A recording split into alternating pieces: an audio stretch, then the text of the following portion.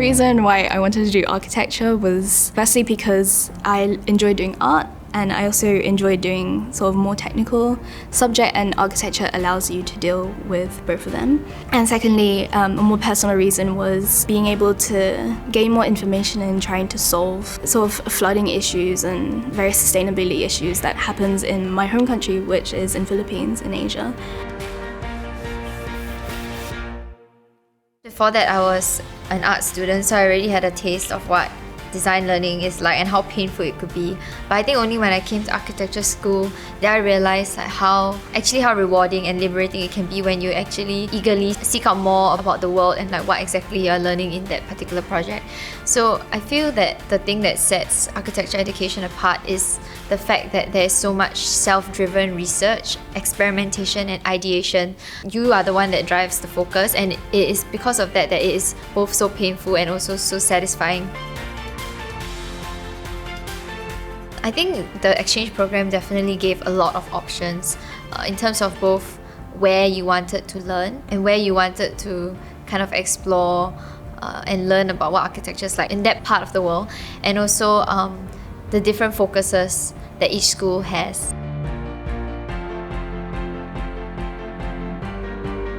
Yes, it is really very tough. Sometimes it might be so tough until to the point that like we cry, but I think it's the end that we all look forward to. After finishing up the entire set of drawings, the model, and presenting it to the crit panel, that sense of satisfaction, no words can measure up to it.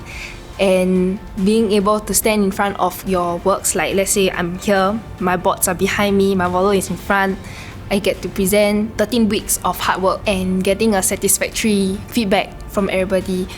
It's really a pat on the shoulder, both shoulders, all, and it's a memory that will stay with me throughout.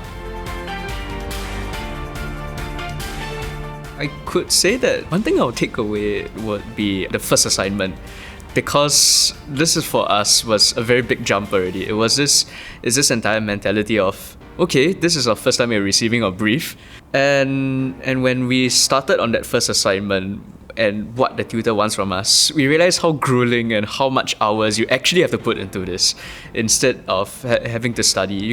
Because the difference between production and studying would be when you produce, you actually have to put in the hours because there's really no way around it. Whereas for studying, if you manage your time efficiently, if you know proper study techniques, you'll definitely be able to cram the kind of information you need.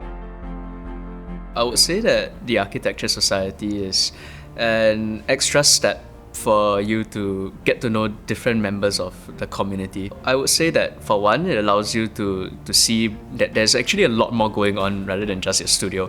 That there's a lot more going for the student body, there's a lot more going for people of different years to interact, to find different opinions outside of the studio itself. You have to remember that architecture is part of a larger family, which is SDE, and that itself is part of a larger family, which is NUS. And you have to remember that your time here in NUS is not just about the academics, but it's also about the sort of extracurriculars that you do, and also the friends that you'll make who will be your friends for life.